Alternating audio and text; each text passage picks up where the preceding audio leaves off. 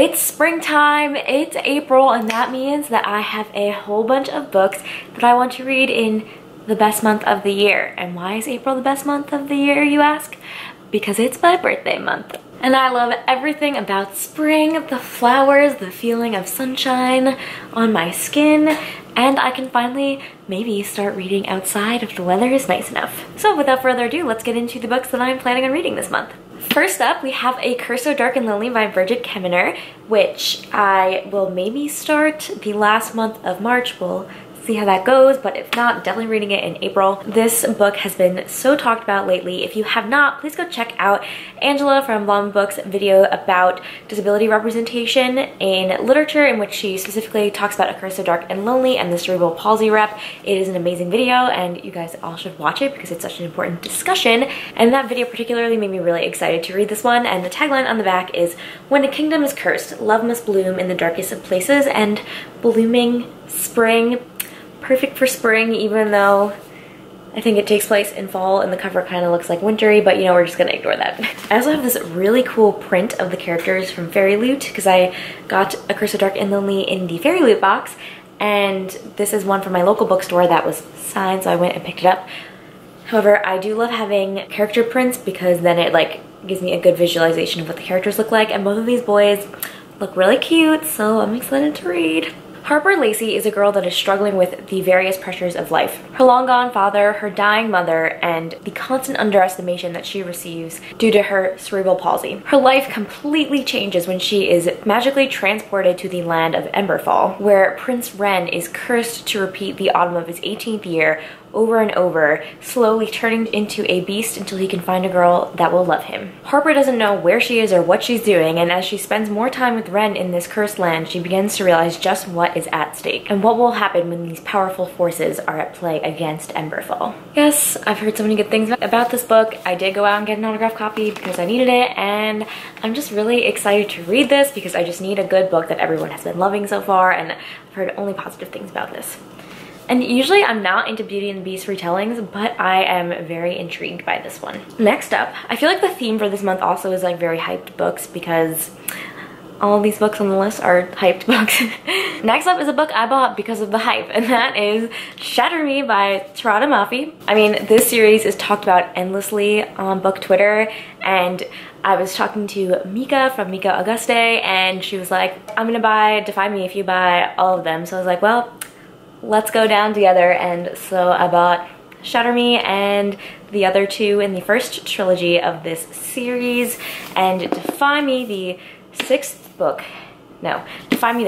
comes out in the beginning of April, so I think it's just the perfect time to get on this series that has been hyped for years. It just seems like a very guilty pleasure fun read, and I can't wait. And it's dystopian. Haven't read dystopian in a long time. Juliet can kill with a touch. After accidentally murdering someone with this overwhelming power, she's thrown into jail by the Reestablishment. In this dystopian world, this organization will do anything to keep its grip on power. And when there are whispers of a revolution, they will use Juliet in any way that they can. This book also, I know, uses a very interesting literary device, which is the strike through. So if you see on the back, like, it will say a line of something that she's like thinking, and then it has a strike through, and then like another thing that is rephrased is after it, and I have not really seen that used in literature, and I think it's a very interesting device, and I think it will be really cool to see how it plays out in this one. So yes, everyone loves this book, and I hope that I love it too.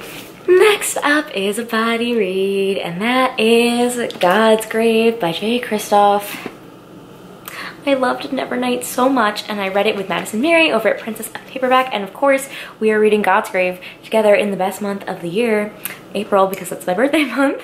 This is the second book in the Nevernight Chronicle, which is an adult fantasy series, and I love it. And this is the UK hardcover copy, and I cannot get my hands on a copy of Nevernight in this edition. However, there may be a reprint, so keep your eyes on J. Kristoff's Twitter because I am awaiting news with bated breath. Mia Corvair is the daughter of an executed traitor in a land where the three suns almost never set. Driven by vengeance, she seeks out the Red Church, a school for the deadliest assassins. Mia hopes with the training of the most ruthless killers in the world, she can finally do what she set out to do her whole life and exact vengeance on those that killed her family. This series is just everything I love. Killing, it's smutty, it's stabby, it's amazing. And so I'm so excited to buddy read this one with Madison, and we're just gonna have all the feelings reading this, and then we have to wait until September for Dark Dawn. So I don't know how we're gonna survive, but you know, it's fine. It's fine. It's not fine. And of course, because I'm absolute Shadowhunters trash, I have to read Red Scrolls of Magic by Cassandra Clare and Wesley Chu, which is the Malik novel, the first one in a trilogy all about Magnus and Alec, and I love them, and I'm so happy that they are getting their own series. This novel takes place in between the third and the fourth book in the Mortal Instruments. So in Red Scrolls of Magic, Magnus and Alec are on a romantic getaway in Paris when an old friend brings news that a demon-worshipping cult, the Crimson Hand, is bent on causing worldwide destruction and was apparently started by Magnus as a joke, which sounds completely in line with Magnus Bane.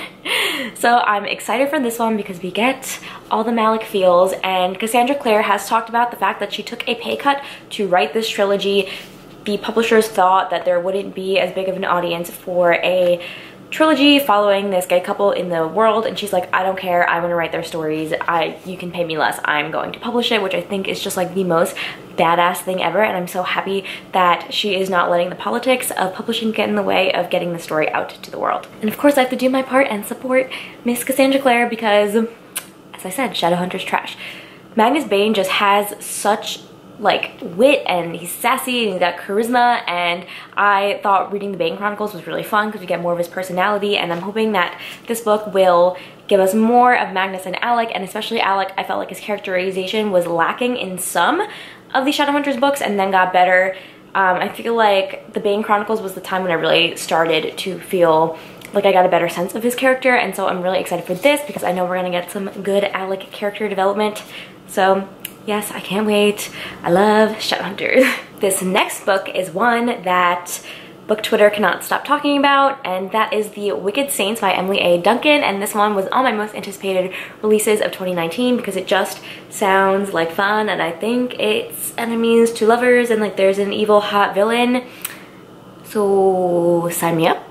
In The Wicked Saints, we have three main characters: a girl that can talk to the gods, a prince in danger, and a boy with a monstrous secret. Together, they are sent out on a mission to assassinate the king and stop the war. And it's evil and morally gray, and there's a hot villain, so I want to read it. And this one is coming out April 9th, I think. So I'm getting it in the mail because I pre-ordered it, and I can't wait. So those are 5 physical books that I wanted to read in this month, which is about the pace that I have been reading at. And I also have some audiobooks that I want to read because I am also always listening to an audiobook. I love audiobooks, they are fantastic. So the first audiobook that I want to listen to is Crystal Storms by Morgan Rhodes. I have been continually listening to the Fallen Kingdoms series, in which Crystal Storm is the 5th book, for about a few months now, and I'm absolutely loving this series on audio. It is the first fantasy series that I've listened to on audio, and the narrator is just completely fantastic and just makes it so captivating, and it's really not that confusing despite being a fantasy. And it's like a very typical high fantasy, like kingdoms, princesses, magic, all that yada yada, but it's really fun. So in Fallen Kingdoms, magic that has been lost for centuries is slowly awakening in the lands of Mythica. Rulers grapple for power and rebel forces arise. Our 4 main players: Princess Cleona, a princess raised in pampered luxury; Jonas, a peasant who finds himself at the head of the rebel forces; Lucia, a princess in a royal family who finds out that she has a dark prophecy surrounding her destiny; and Magnus, heir to the Blood King, who finds that the heart may be more lethal than the sword. And yes, I'm just kind of trash for the series at this point, and specifically the audiobooks for this series. I just like love it. Like the other day I was listening to the 4th one, Frozen Tides, for hours because I could not stop listening because it is so good. I listened to like 40% of the book in one go, and it's not a short audiobook, so you know, I'm obsessed.